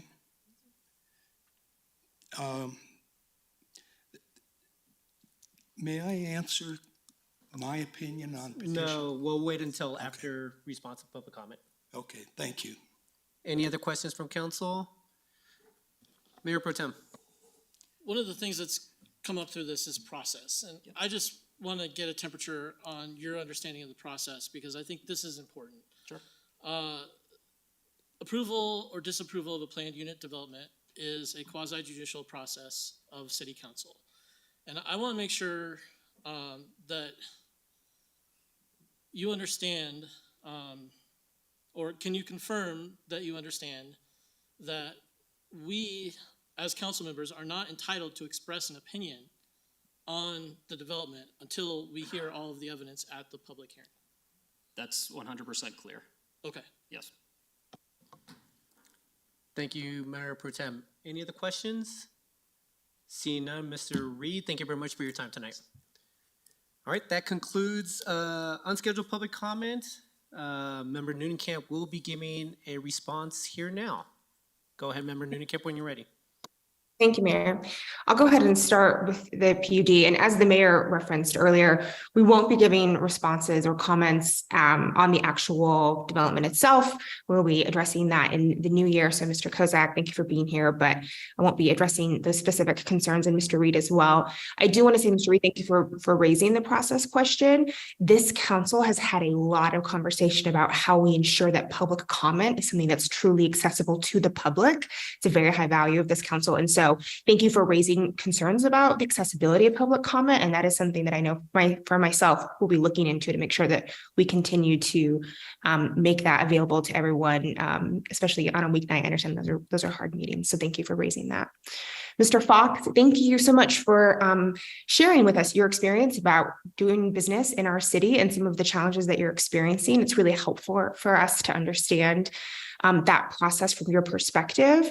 And I would like the city to look in to see how we can ensure that this work can be done in a safe way, but maybe in a slightly less prohibitive way for our arborists and the community. So I will be bringing this up with staff and would like even our staff to connect with you if you're still in the room. And so we'll be following up on that. I can't see the room, unfortunately, tonight, and I so wish that I had been there in person to say thank you in face-to-face to Manager Lewis and to Ms. Smith and to the other Englewood staff from the DEI committee who came and spoke so bravely and thoughtfully tonight. I so appreciate the staff who do great work on the city's Diversity, Equity, and Inclusion Committee and for showing leadership and courage and leading with our values tonight in the words that you shared. And I want to also, as a member of this council, reaffirm to our community our commitment not only to support our neighbors in Colorado Springs, but to ensure that our community is a place where not only can everyone feel safe from violence for being who they are, but they can also truly thrive. So thank you for coming and sharing your words tonight. Mr. Jacobson, thank you for returning and sharing more about your experience as well. It's been really helpful to continue to understand the challenges that you're facing and some of the things that you would like. I know that this council has expressed interest and support in looking at what we can do with some of those non-conforming lots to ensure that the naturally occurring affordable housing in the community is continuing in a way that is in line with the rest of that zone. And so we are hearing you. We're continuing to look at that, and I really appreciate you being with us tonight. And finally, Ms. Kalechi, thank you for being here and for showing care for your neighbors in our community by highlighting some of those options. That's all I have. Member Newnenkamp, thank you very much for that. Any other comments from council? Minus PUD comments, so. Seeing none, think that concludes scheduled public comment. And we're now moving on to consent agenda items. Did anybody need a break or are we good to move forward? All right, perfect. So for consent agenda items, we do have one motion or one item to remove, and I'm actually going to make the motion now to table this to January 3rd, but this is going to be for 9A3. So this was a request that there may be some changes that need to occur, and I spoke to our city attorney about this, so I'll go ahead and make the motion to table 983 to January 3rd. Could I get a second? I'll second it. Thank you, Member Woodward. Any comments? Seeing none, can we please vote? Member Newnenkamp, Aye. Mayor Pro Tem Ward, Aye. Member Wink, Aye. Member Woodward, Aye. Mayor Sierra. Aye. The record show 5 ayes. Thank you. For the rest of the consent agenda items, can I get a motion to approve 9A1, 9A2, and 4, 9B1 through 4, and 9C1 through 3? I move to approve 9A1, 9A2, 9A4, 9B, I beg your pardon, all the motions that the mayor brought forth. There we go. Thank you, Member Wink. Can I get a second? I'll second that. Thank you, Mayor Pro Tem. Can we please vote? Member Newnenkamp. Aye. Mayor Pro Tem Ward, Aye. Member Wink, Aye. Member Woodward, Aye. Mayor Sierra. Aye. The record show 5 ayes. Thank you. There's no public hearing items for tonight. Up next is 11A1, Council Bill 39, amending Englewood Municipal Code regarding animal impoundment. We have City Attorney Tamara Niles here, or excuse me, City Attorney Tamara Niles to discuss this item. Thank you, Mayor. I believe this is the fourth or fifth time now this has been on the city council agenda. It hasn't changed much since the first time we presented it.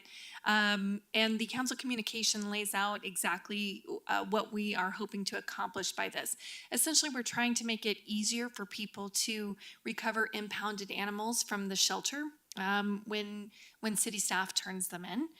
We're trying to make it much faster for them so that they don't accrue shelter fees. We are aligning our animal impoundment code to follow state law on things the shelter can do. For example, if an animal is quite ill, that pending death, then a veterinarian can put the animal down, which is also in state law. So just various provisions like that for state law. And then we also had multiple provisions in municipal code regarding animal impoundment, and we have removed the various sections and put it all into a single section. Councilmember Russell is not here, so I did want to respond to a few of her concerns. She had requested initially this be tabled to allow the Code Enforcement Advisory Committee to review and weigh in. They did, and they unanimously approved the ordinance and recommended it for council approval into municipal code. She's also raised some concerns about when a Good Samaritan finds an animal at large and turns them into the shelter. Our code, both before as it currently exists and after, if this is adopted, does not consider that situation. Our code does require an impound fee if our staff picks up an animal and turns it in, because that compensates us for the time that our staff was required to track down the animal, load it up, take it to the shelter, drop it off. Otherwise, it's not addressed when a Good Samaritan picks up an animal. It's been, as I understand it, a matter of practice that when someone picks up an animal that's been turned in from Englewood, they do call our code enforcement to come out and consider whether a citation may be appropriate. But this is just a matter of policy and practice that's not currently in code. And so we have discussed with code enforcement as to how we should proceed. And so that's something we certainly can consider. Of course, if the shelter doesn't contact the city, we don't know that an animal was ever turned in or picked up from the city of Englewood if city staff was never involved.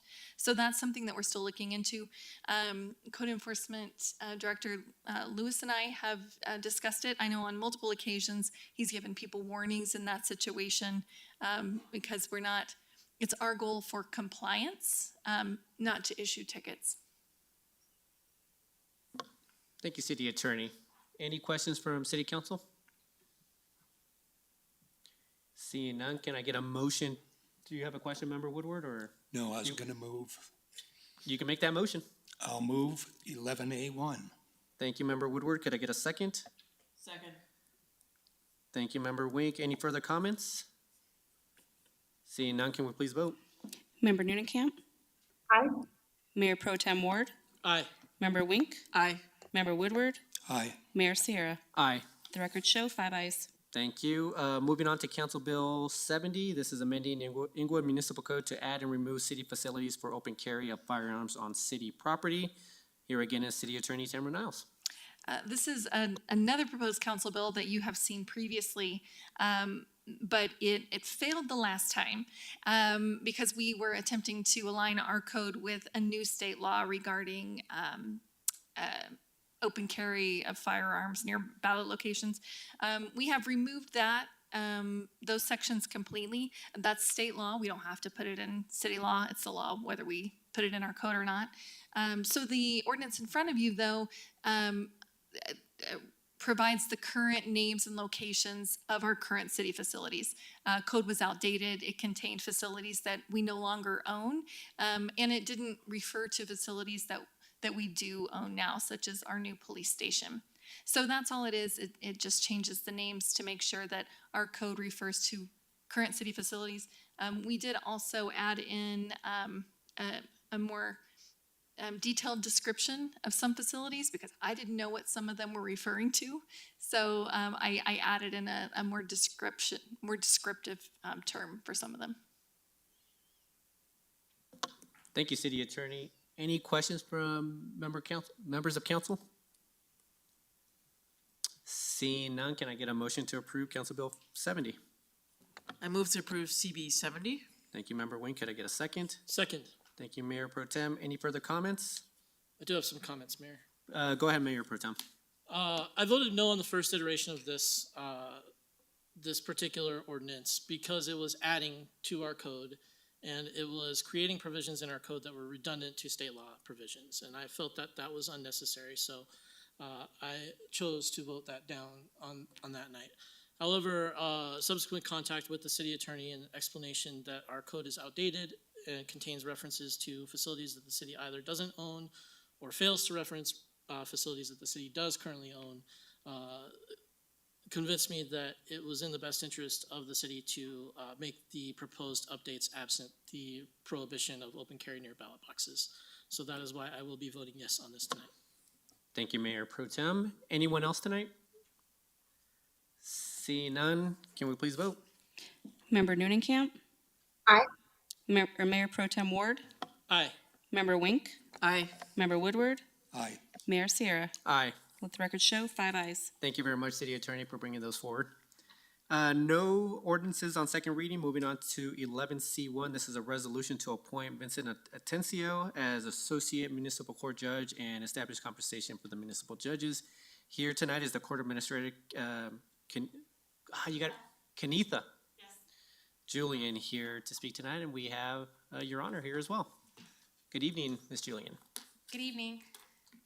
The resolution was drafted by City Attorney for our request for a resolution to appoint Judge Vincent Atencio as Associate Municipal Court Judge. You had previously appointed him, so we're asking that you reappoint him. And I'm not sure if you want to do these one by one or if you want to do it as a whole, so I will. Actually, what has been previous practice on this, now that I think about it? Any idea, previous practice of we did this one by one, or if we just did them all as a whole? I thought it was all as a whole, maybe. Generally, I did, well, I've only been the city attorney for a year and a half, but I think generally it's presented in general terms all at once, and then Right. council asks questions. It wouldn't surprise me if previously this had been on the consent agenda. I Right. don't remember what we did last year. Last year it was on the consent Yeah, agenda, so I wasn't okay. sure why this All year. right. So. Okay, so that's the first item. The second item is asking that we establish compensation for associate judges at the rate of $80 per hour. That is in consensus with updated information from the state courts and from the Supreme Court Justice Verification of 0404. And then also, per the city policy in reference to establishing our court judges' compensation annually. And so we are asking that you establish Judge Jefferson's compensation in this request as well. The information before you in the council communication indicates what last year's salary was, asking for a 5% increase, which would take it to the value that it is this year. And so of those three items, just asking that you have this resolution. If you have any questions, you can ask questions and pass these for us to go forward. Thank you, Ms. Julian. Actually, Your Honor, did you want anything to say tonight? I'm just not needed, but I'm just giving. Candidly just here for questions or concerns. You know, when we saw that it got pulled, I just wanted to be present to address any issues. Thank you, Judge Jefferson. Mayor Wink, Member Wink, start us boy. off. Freudian slips. Thank you, Mayor. Sorry, had to capitalize on that. Thank you for being here tonight. I recall that I very explicitly hesitated on giving what I knew to be the more than earned and absolutely deserved salary increase for our municipal judge. It was just in the starting months of the COVID time. So I will state that for the record, but I do have a question before I make my position known. When Judge Atencio was the municipal judge, did we go through this process with the associate? Because it seems that we probably didn't. And so do we, No, ma'am, Councilmember Wink. My understanding, and again, I wasn't here at that time, but my understanding is all of that was dealt in executive council or executive session. And apparently 2 years ago, and I do not understand why or how it was brought into this session. Thank you. And then one more question, Mayor? Yes.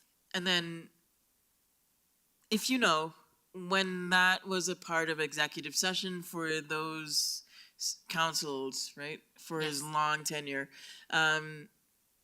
do you have any idea of the time frame over which the executive sessions needed to make a statement about, yes, let's reinstate, or was it a 4-year thing? Was it just? Oh, did they look at it annually, I or mean, did they look at it periodically? Yeah, he was a judge for so long. Like, what was the period, if you know? I honestly do not know. Okay, thank you, because it just feels too much. Oh, Mayor Jefferson might know, or Judge Jefferson. I think we were kind of confusing in the response, reappointment of associate judges versus presiding judge compensation. No. Presiding judge compensation was done via executive session in the past, and I think that's what was referenced. Associate judge reappointments, in my understanding, have always been done via resolution in public via these sessions. I think most of the time they were done by consent, but all associates are appointed to 4-year terms at your direction, whereas the presiding judge is, of course, elected by the people. Very good. Thank you, Judge Jefferson. Appreciate it. Member Noonenkamp. Sorry, I misunderstood your question. No problem. Thank you. Go ahead, Member Thank you, Mayor. Noonenkamp. Yeah, I had a question actually about the reappointment that we're looking at this evening. This is the first time we've had an appointment or a reappointment since I've been on this council. And I understand from what I just heard that they've been on consent in the past. But if this is a decision and an accountability that ultimately sits with the council, I'm curious, has there ever been an evaluation of the associate judge's performance that's been included that helps inform the decision that council makes whether to reappoint them or not? Not formally. We do a session when they come on to staff. They get a training and they're evaluated at that point in time. They're not here a huge deal. They are here just as backup when Judge Jefferson happens to be on vacation or were to need to be on leave. And so there has not been like a retention survey or anything in regards to that effect. That's helpful. Thank you. I've done my own research and I feel comfortable voting on this tonight, but that is something that I would find beneficial in the future, especially if this ultimately is a decision that council will have to answer for. Having a sense of the performance of the judge would be useful going forward. We can see what we can do about establishing some policies in regards to that. Thank you. Member Woodward, did you have a question? I don't know. Mayor Pro Tem and then Member Wink. Perhaps the city attorney can weigh in on the procedure here. My understanding is that the Sunshine Law requires any discussion of the behavior of an elected official or anything related to an elected official to occur in public, which may account for the change in procedure here. Yes, generally council would discuss non-elected personnel in executive session, which the two people that work for council are city manager Sean Lewis and myself. So I suspect that probably is why it was moved to open session, because Judge Jefferson is an elected official, not an employee of city council. I would also, while I have the floor, just let you know Charter Section 68 applies to the appointment of associate judges, which states council may appoint one or more associate judges who shall sit at such times and upon such cases as determined by the presiding judge, which of course is Judge Jefferson. So that's what provides the requirement that council appoint them. I did confirm for my city attorney records that that has been done by resolution in the past.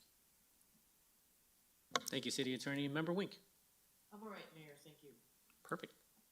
Anything else from members of council? Seeing none, can I get a motion to approve 11C1? I move to approve agenda item 11C1. Thank you, Member Wink. Could I get a second? I'll second it. Thank you, Member Woodward. Any further comments? Member Wink. Oh, no. Mayor Pro Tem. Yeah, just one note on procedure here, and this is by no means a criticism, but something that I would potentially like to see changed going forward on things like this. This resolution combines several items which are related, but in my opinion, could be handled separately. So it would be my preference in the future if we are dealing with separate issues, if we could handle them as separate resolutions. I think that would clarify things if there's a concern with one or more items on there. Thank you, Mayor Pro Tem. Anyone else? Seeing none? Oh, actually, do you have a comment?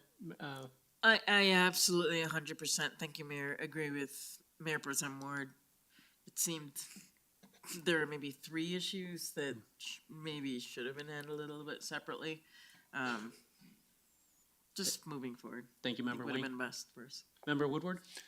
I just want to say I support the Mayor Pro Tem's suggestions and Councilmember Wink's suggestion. Thank you, Member Woodward. We will be sure to carry that suggestion forward with city attorney in the future. Thank you. Thank you so much. Can we please vote? Member Newnenkamp. Aye. Mayor Pro Tem Ward. Aye. Member Wink. Aye. Member Woodward. Aye. Mayor Sierra. Aye. Let the record show 5 ayes. Miss Julian, Your Honor, thank you very much for coming tonight and have a happy Thanksgiving. Happy Thanksgiving. Thank you. Enjoy the rest of your meeting. Moving on to 11C2, this is award of professional services agreement for on-call engineering. Professional services agreement, we have Director of Utilities and South Platte Renew, Peter Van Ryn. Good evening. Good evening, Mayor and Council. I promise I'll be less time tonight than I was last time. Let me see if I can get to my presentation here. You know we recorded that. We got those words. You can hold me to it. I'm going to hold you to it. Go ahead. Okay. Let me get to my presentation here.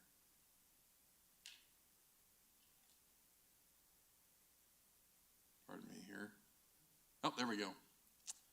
Okay. So I'm here with some pretty standard, oh wait, this is not the right one either.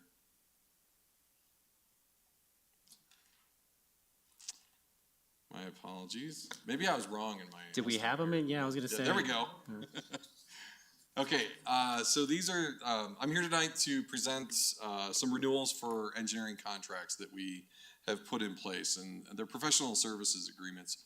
So back in 2021, we had released an RFP for engineering services. So this is all encompassing engineering design services and consultant services to help with the number of projects that we have in the water and wastewater systems in the utilities department.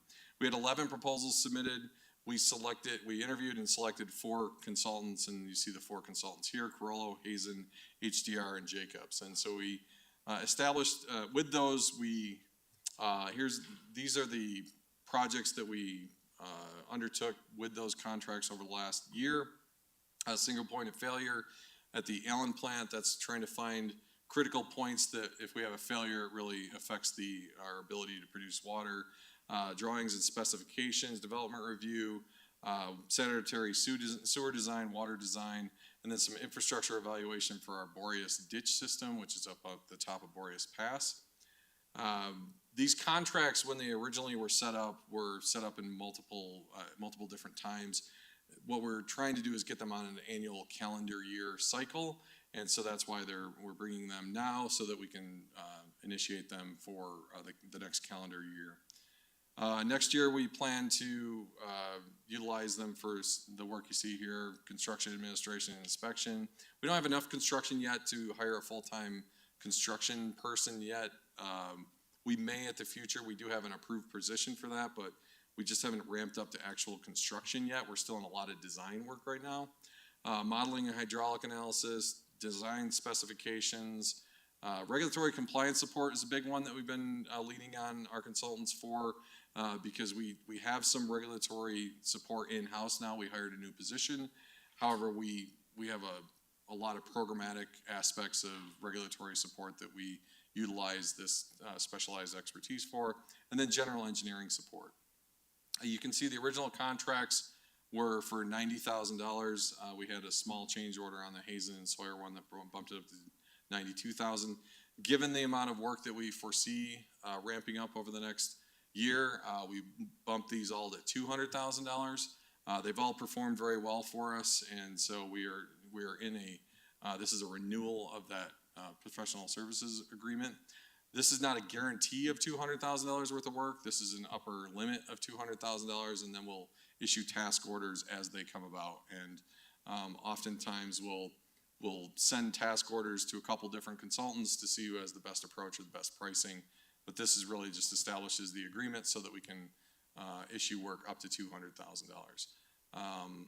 With that, I will open it up to any questions. Thank you, Director Van Rye. Any questions from council? Mayor Pro Tem. I think you sort of just answered one of my questions, but why 4 contracts for $200,000 as opposed to, 2 contracts for $400,000 each, or 1 contract for $800,000? Yeah, when we originally looked at this, we wanted to have a somewhat of a bullpen of consultants, and so we settled on 4 because that just made sense at the time. And frankly, different consultants have different areas of expertise that we've been able to utilize for different project expertise. And so 4 gives us that variety so that we're not just beholden to 1 consultant or 2 consultants. It gives us the ability to, if we don't think there's a strong regulatory presence in a particular consultant, and another one has a better regulatory staffing presence, then we would use them for that type of work. So it's really just so that we have options. And we're relying on our in-house engineering staff to supervise the work that the consultants are doing, so we have global understanding of the organization as a whole in-house, and then these consultants work on their specialty areas. That's exactly right. So if you recall when back 2.5 years ago when I started as director, we didn't really have an engineering division. So we built up the staffing of the engineering division, and then with that is the consultant support that is managed by those staff. So we have a number of engineering staff that each manage a number of projects that are utilizing both these contracts as well as contracts that we've issued for an RFP specific to a project. I think City Ditch is the most recent one that we did a full RFP independent of these types of on-calls to see what the market and what the street actually told us for pricing on those. Great, thank you. Any other questions from council? Seeing none, can I get a motion to approve 11C1? So moved. Thank you, Mayor Pro Tem. Could I get a second? I'll second it. I have it as 11C2. I think that's what I said. Did I not, or?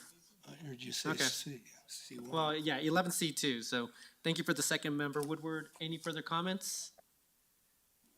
Seeing none, can we please vote? Member Nudenkamp. Aye. Mayor Pro Tem Ward. Aye. Member Wink. Aye. Member Woodward. Aye. Mayor Sierra. Aye. Let the record show 5 ayes. Thank you. Director Van Rye is going to speak to the next one, 11C3, award of the professional services agreement with Johnson Miraran and Thompson Inc. for water main replacement design. Thank you, Mayor and Council. This is another professional services agreement. However, this one's specific to a program which we've selected a single consultant for, and that's JMT. And so this is our recurring water line replacement program. And so we design 1 year and then hire a construction company to construct that design. And we basically look throughout the system and see where the greatest need is, and then prioritize these projects based on the need. And so you can see that, I think if you recall, a couple months ago, I was here talking about line breaks, and I highlighted this line that has had 22 breaks over the last 20 years on it. And so this is the line that JMT will be designing, so that once the design is complete over the next 6 to 9 months, we will be able to issue the next round of construction for specific to this line to replace this line, since it is such a high consequence line, but it also has a significant number of failures associated with it. JMT was originally, an RFP was issued in 21. We selected JMT, who did the first round of this last year. This is the second specific project, again, associated with the line that we just talked about. They've done good work for us and provided good design that is actually in the midst of construction right now. And so this just keeps that annual cycle of slowly replacing high consequence lines, water lines. So I'll take any questions on that. Thank you, Director. Any questions? Member Woodward? Yeah, I have a question on this being supply lines. Can a liner go through the existing pipes or does that make it not strong enough? Well, there are some liner technologies that work. I think the issue with this line is it has had so many different failures associated with it that even lining it, we don't think is the appropriate approach for this. It runs right along Union. Union has a lot of heavy truck traffic on it, so we think that is partly what's causing the potential for multiple breaks. So in this instance, the design is to actually design it, replace it with new, and ideally those have anywhere from a 50 to 100-year life expectancy for them. Yeah, it appeared that this one was somewhere in there, I believe 1955 is what I saw. Yeah. Okay, thank you. Any further questions? Mayor Pro Tem? This may not be in your wheelhouse, Director Van Rye, but I'm of the opinion that Union Avenue itself is in need of dire replacement. Have you talked to Public Works about the schedule for that particular project? I'm not sure what the schedule is for the road project. What I would say is that you always want to get ahead. You want to do the utilities first before we do the road. So in this instance, we're actually ahead of whatever, my understanding is we're ahead of any work that's associated with Union. I'm not sure what the priority is in terms of replacing Union Ave, but being able to get in and at least take care of the water line then allows for the top side to be done without, putting a brand new street in and then cutting in a water line and then redoing the top again. Okay, thank you. Did your eyes get big when Mayor Pro Tem said that it's not in your wheelhouse? Did you just like that challenge? I appreciated I appreciated the understanding that I don't necessarily understand everything that's going on in Public Works. Any further questions from council? Seeing none, can I get a motion to approve 11C3? I'll move 11C3. Thank you, Member Woodward. Could I get a second? I'll second that motion. Thank you, Member Wink. Any further comments? Seeing none, can we please vote? Member Noonenkamp? Aye. Mayor Pro Tem Ward? Aye. Member Wink? Aye. Member Woodward? Aye. Mayor Sierra? Aye. Let the record show, 5 ayes. Thank you, Director. I always appreciate when you come here and speak. So I know we always give you a hard time, but I really appreciate all your knowledge. Well, thank you. I always appreciate it, and I'm glad I stuck to my promise tonight. Yeah. Thank you so much, Director, and Thank happy you. Thanksgiving. Thank you. And that concludes that portion of the agenda. We're now on to general discussion and mayor's choice. I don't have anything here tonight other than I wish everyone a happy Thanksgiving. I guess we'll be back on Monday, but just, keep safe and just enjoy time with the family. So, Mayor Pro Tem. Just one item tonight. I missed the Budget Advisory Committee on Tuesday, but I plan on listening to that. So I'll have a report on what occurred there at our next meeting. I also attended the statewide opioid abatement task force last week, 3 hours with a bunch of our colleagues from around Arapahoe County. One of the things that we may want to consider, Englewood elected to keep its share of the opioid abatement funds. And it's about roughly $45,000 in the first year. And there is some administrative burden associated with keeping that money. We do have to report on what we intend to do with it. From what I've seen, the region does have some pretty good plans, and I was not a big advocate of this at the start, but we may actually want to consider sending our money back to the region, which is our option. That would relieve us of any reporting requirements, and it would also provide further contribution to some of these regional initiatives like sober living and resource navigation and some of the other things that we're talking about regionally that will help people who are afflicted with drug problems and associated social problems. Thank you for that, Mayor Pro Tem. Is there a timing on when we need to provide guidance on whether or not to give it back to the county or provide it back to the county? It is not an emergency. The city attorney is more familiar with the specific nuts and bolts of the process than I am. but it is something that we would want to discuss in the near future because it might inform the regional plan. Okay, so that may be something that we want to add as part of the agenda coming up, possibly right, first meeting in December, I guess. City Attorney? You're exactly right. There's no deadline for how the city will choose to expend its funds or create a plan. Regions do have timelines that they have to meet and milestones before they receive any funds. Those don't apply to us. So we don't have a deadline on when we choose to, when and how we choose to expend the funds. However, as Mayor Pro Tem pointed out, if the region may want to consider our funds in determining how much money they have to expend on their projects. So that would be the only time consideration. Thank you, City Attorney. And I guess this might be for Deputy City Manager Dodd, but the way that I understood it is that because we had the Tri-Cities homelessness plan, we partially kept it because we had a plan. At that time, we didn't really know what the county was doing, so I don't think we ever said no to the county. It was just more like, let's find out what a plan is before we actually provide the funds. Yeah, I believe that's correct, because, in a lot of ways, the Tri-Cities group was ahead of the curve with the rest of the county in terms of doing this work, and so I think we were playing the wait-and-see approach without making a commitment. Exactly. There we go. Perfect. Anything else, Mayor Pro Tem? That's all I have tonight. Thank you. Thank you, Mayor Pro Tem. Anyone else? Member Noonekamp. Thank you, Mayor. I wanted to give the council an update on some activity at the library. The Public Library Board met last week and heard a presentation from library staff about the challenges that they're continuing to face when it comes to staffing shortages.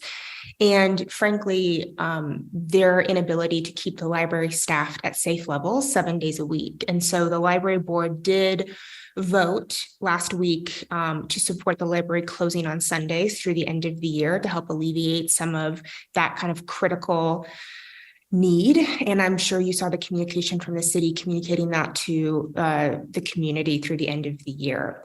The library board has also communicated to the staff that they would like them to revisit this issue at the December board meeting with kind of some data-driven recommendations for what some of the long-term solutions might be to address these kind of ongoing staffing challenges that they've been facing that have really real impacts on our staff. And I want to bring it to this council because from what I'm witnessing on that board, I think that we may have more kind of long-term challenges when it comes to staffing levels and staffing models, and to ensure that the library really has what it needs to be set up for success, especially as they're facing new challenges, and they really are the first line of services in so many ways to so many people in our community. So I'd like to recommend we do a study session at the beginning of the new year, sometime in January, once we've gotten through the holidays and we have a moment to assess kind of what the data is, the library usage, the current funding, and to see if we need to make any changes, because we are getting to a point where we need to consider how we keep the library staffed safely and securely. And I'm not sure that everyone is set up as well as we could be right now. Thank you, Member Noonekamp. Anything else? That's it. Perfect. So just a study session. Actually, I'll ask members of council, would you like to see that as part of a study session after the new year to discuss the staffing challenges that they're currently seeing? Looks like we have unanimous yes, a lot of head nodding yes. So thank you for bringing that to our attention, Member Noonekamp. Great. Thanks for the support. Anything else from members of council? Seeing none, I'll pass it over to the city manager's report. Thanks. And just in response to Member Noonenkamp's comment, I did talk to Director Underhill on Friday, and she has been preparing for a study session in January on this topic. There was a little note on that in the Friday report. So just two quick things. The first is the annual holiday tree lighting is coming up. It's December 3rd. So it'll be out here, and information will be sent out. I believe Krista Gravy has it on the council calendar. That's an annual event. It's a lot of fun. A lot of people come. So that's coming up on December 3rd, and then December 5th. Our new Public Works Director, Victor Rochelle, will be starting. So it'll be his first day with the city, and then he'll be here at your meeting for all of you to meet him. So those are the two announcements I had tonight. Thank you, Deputy City Manager. And with that, this meeting is now adjourned. Everyone have a great Thanksgiving and see you guys next week.